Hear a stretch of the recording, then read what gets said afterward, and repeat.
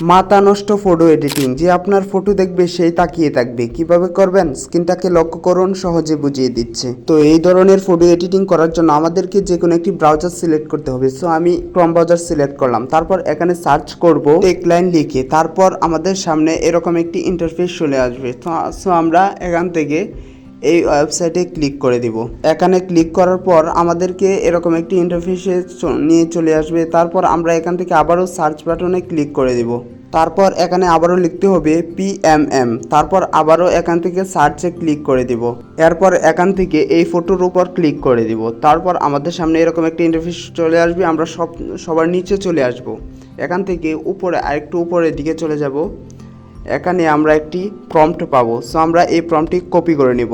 তো আমি এখান থেকে এই প্রম্পটটি কপি করে নিচ্ছি, আপনারাও এখান থেকে টিপ দিয়ে ধরে কপি করে নেবেন। তারপর আমরা এখান থেকে এই অপশানে আমরা ক্লিক করে দিব। এখানে ক্লিক করা মাত্রই আমাদেরকে একটি অ্যাপস ডাউনলোড করতে বলবে। তো আমি এই জিমিনি অ্যাপসটি ডাউনলোড করে রেখেছি, আপনারাও প্লে স্টোর থেকে এটি ডাউনলোড করবেন। তো আমার অলরেডি আগে থেকে ডাউনলোড করা আছে, তাই আমি জিমিনি অ্যাপসে ঢুকে পড়লাম। তো জিমিনিতে এসে এখান থেকে আমরা এখানে ক্লিক করে দেব। তারপর এখান থেকে আমরা প্রথম যে ক্রিয়েট ব্যানানাস লেখা আছে এটাতে আমরা ক্লিক করে দেব। তো এখানে ক্লিক করার পর তারপর আবারও আমাদেরকে প্লাস আইকনে ক্লিক করতে হবে। সো আমি প্লাস আইকনে ক্লিক করে দিচ্ছি। তারপর এখান থেকে গ্যালারিতে ক্লিক করে দেব। তারপর আমাদের গ্যালারিটা শো করবে।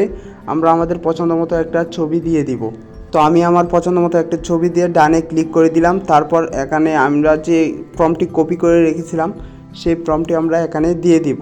এরপর এখান থেকে এই অপশানে ক্লিক করে দিলে আমাদের ছবি এডিটিংটা শুরু হয়ে যাবে। একটু ওয়েট করতে হবে, তারপরে কিন্তু আমাদের ছবিটা তারা তৈরি করে দিবে। তো একটু ওয়েট করার পর দেখেন কত সুন্দরভাবে একটি ছবি এডিটিং করে দিছে। আসলে এটা একভাবেই হবে না, এটা অনেকভাবে তারা ডিজাইন করে দিবে। আপনার যেটা পছন্দ হয় সেটাই রাখতে পারেন।